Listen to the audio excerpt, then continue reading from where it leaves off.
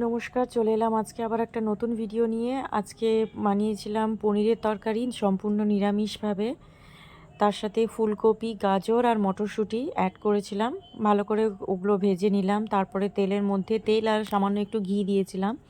তার মধ্যে এই আদা বাটা দিলাম। আদা বাটাটাকে ভালো করে ভেজে নিয়ে তার মধ্যে একটু নুন অ্যাড করলাম, কারণ আদাটা খুব ছিটিয়ে যায় নয়তো।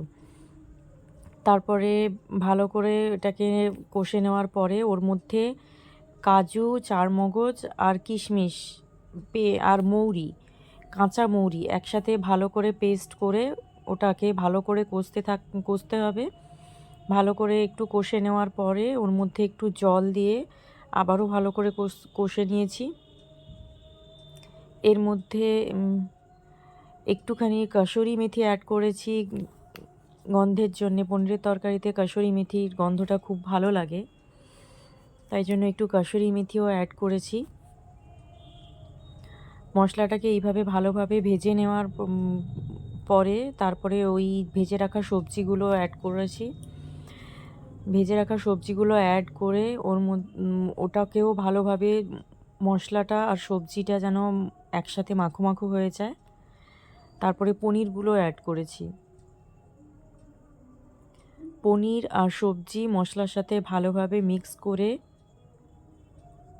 ওর মধ্যে গুঁড়ো দুধ গরম জলে গুলে রেখেছিলাম, গরম জলে গুলে রাখা গুঁড়ো দুধ ওর সাথে মিক্স করেছি। তারপরে ততক্ষণ পর্যন্ত ফুটিয়েছি যতক্ষণ পর্যন্ত না মশলাগুলো ভালো মতো সবজির মধ্যে এবং পনিরের মধ্যে ঢুকে যাচ্ছে, এবং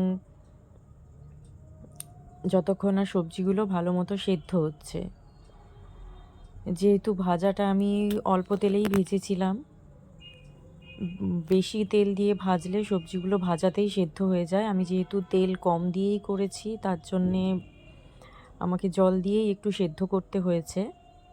আপনারা চাইলে তেল দিয়ে ভালো করে ভেজেই সেদ্ধ করে নিতে পারেন। তো এই ছিল আমার আজকের রেসিপি।